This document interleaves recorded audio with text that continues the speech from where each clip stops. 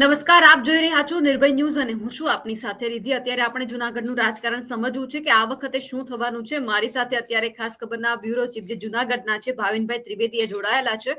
ભાવિનભાઈ, આ વખતે શું લાગે છે, જૂનાગઢનું રાજકારણ શું કહે છે અત્યારનું ત્યાંનું? જે રીતે જોવામાં આવે તો મહાનગરપાલિકાની ચૂંટણીમાં જે ગત 5 વર્ષમાં જે ભાજપની બોડી હતી ત્યારે જે રીતે કામગીરી થઈ છે અને લોકોમાં થોડો ઘણો અસંતોષ છે એ પણ એક દ્રષ્ટિકોણથી જોવામાં આવે છે.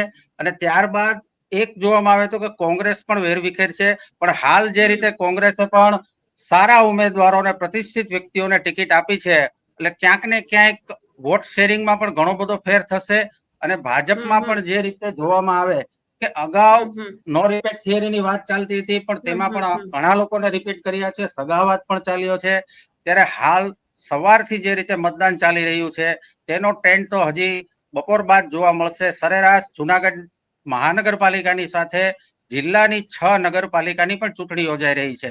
ત્યારે જુનાગઢમાં 20% જેટલું અત્યાર સુધીમાં મતદાન જોવા મળી રહ્યું છે. એટલે મતદાનનો જે દર વખતે 60 ઉપર જાય છે તેની જગ્યાએ 50%ની આજુબાજુ મતદાન રહી શકે એવું પણ એક જોવા મળી રહ્યું છે. હાલ તો બંને પક્ષો તરફથી વચન વાયદા આપીને લોકોને મત આપવા માટે પ્રેરી રહ્યા છે, પણ છતાં પણ હવે લોકો કઈ તરફ મતદાન કોના તરફે કરે છે તે તો ચૂંટણીના પરિણામ જ બતાવશે. એટલે આ વખતે એવું લાગે છે કે ક્યાંક ગિરીશ કોટેચા છે તે નારાજ પણ હોય. હા, ગિરીશભાઈના દીકરાને તો ટિકિટ આપી જ છે, પાર્થ કોટેચાને. એના કારણે પરિવારવાદની જે મેં વાત કરીને ઘણા એવા પાર્ટીના છે નેતાઓ કે જેને પોતાના પરિવારમાંથી ટિકિટ અપાવી છે.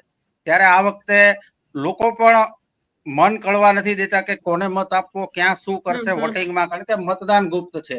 જેના હિસાબે ત્યાં વોર્ડમાં કેટલો ફેરફાર થાય છે. અપક્ષોના પણ એટલા જોર છે, કોંગ્રેસ પણ એનું જોર કરે છે, આમ આદમી પાર્ટી પણ એનું પોતાનું વર્ચસ્વ લઈને આવી છે. એટલે ક્યાં કોના વચમાં કોની લીડ ક્યાંથી કેટલા મત કપાય તેના ઉપર પણ ઘણો મદાર રાખવામાં આવશે.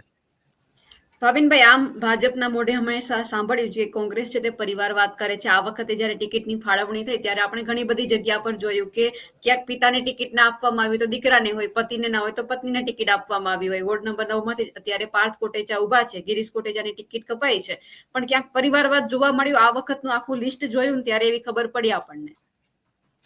હા, જે રીતે જોવામાં આવે તો ભાજપે પહેલા નો રિપીટ થિયરીની વાત ચાલતી જ હતી. એ સમયે પછી જયારે નો રિપીટની અંદર જે જૂના અને ભાજપનો બીજો પણ સિદ્ધાંત એ જ હતો કે 3 વર્ષથી જે ચૂંટણી લડતા હોય તેને પણ ટિકિટ ન આપવી. જેના કારણે અને 60 વર્ષની ઉંમરની પણ વાત હતી. એમાં ઘણા સારા ભાજપના લોકો પણ કપાણા છે અને ઘણા લોકોએ પછી પોતે લડવાનું મન ન બનાવી અને પરિવારને ટિકિટ અપાવી છે. એટલે ક્યાંક ને ક્યાંક કોંગ્રેસની જે પરિવારોની વાત છે એ પણ ભાજપમાં થોડો ઘણો પરિવારવાદ તો જોવા મળી જ રહ્યો છે. ત્યારે હવે તો કોંગ્રેસ પણ સારા ઉમેદવારોને ગોતી અને ઉમેદવારોને ટિકિટ પણ આપી છે. ત્યારે કોંગ્રેસ હવે ભાજપના ગઢમાં કેટલું ગાબડું પાડી શકે તે તો હવે 18 તારીખે જ ખ્યાલ આવશે. એટલે તમને આ વખતે લાગે છે કે પરિવર્તન થશે, કારણ કે તમે આટલો સમય ત્યાં રહો છો અને એમની સાથે આ વખતે એ પણ જોયું છે કે લોકો નારાજ છે કે વિકાસના કામ નથી થયા, કે થોડા દિવસે આવે આ પાઇપલાઇન નાખી જાય, આ કરી જાય છે, એટલે લોકોને જરા પણ રસ નથી. ઘણા બધા અમે એવા ઓડિયો છે, વિડીયો છે સાંભળ્યા છે કે ભાજપના જ કાર્યકર્તાઓને લોકો ખીજાતા હોય છે, ઉધડો લેતા હોય છે. હા, જે રીતે તમારી વાત બિલકુલ સાચી છે, કારણ કે જે રીતે વોર્ડના કામો થયા છે, રોડ રસ્તા ભૂગર્ભ ગટરના વર્ષોથી 5-5 વર્ષથી કામ ચાલે છે, એટલે લોકોનો ઘણો બધો રોષ છે ભાજપ સામે. જે કામગીરી કરવામાં જે રીતે આવી છે તેની સામે રોષ છે. હવે રોષ મતપેટી સુધી કેટલું આવે છે અને કેટલું વધુમાં વધુ વોટિંગ થઈ શકે છે એના ઉપર જ વધારે જોવા મળશે.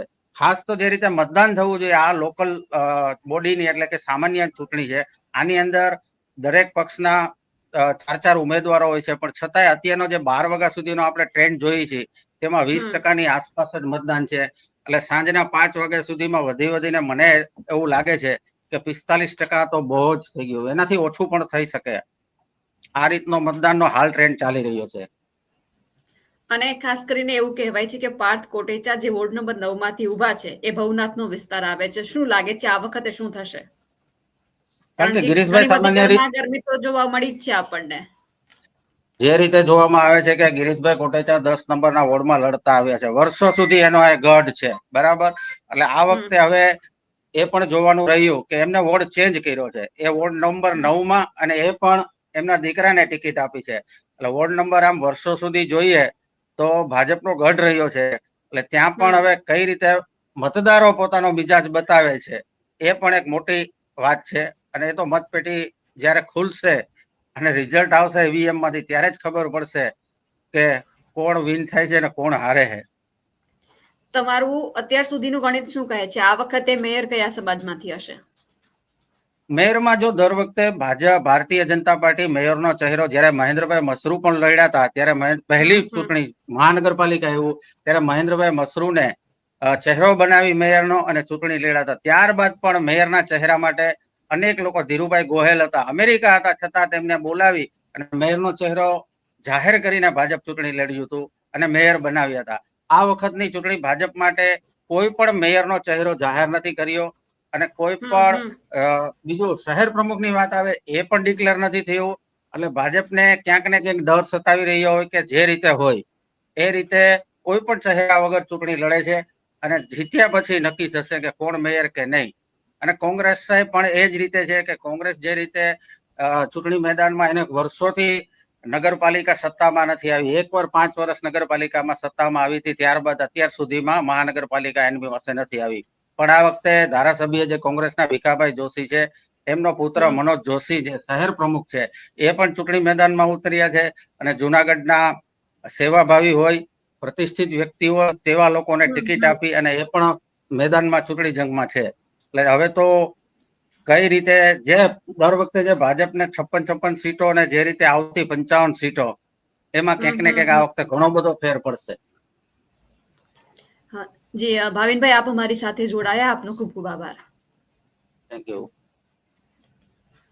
એટલે હવે જોવાનું છે કે 18 તારીખે જે ચિત્ર છે તે સ્પષ્ટ થઈ જવાનું છે, કારણ કે આ વખતે કોંગ્રેસ પણ જબરદસ્ત રીતે લડાઈ આપી રહી છે. તમને શું લાગે છે જુનાગઢનું રાજકારણ? અમને કમેન્ટ કરીને ચોક્કસથી જણાવજો.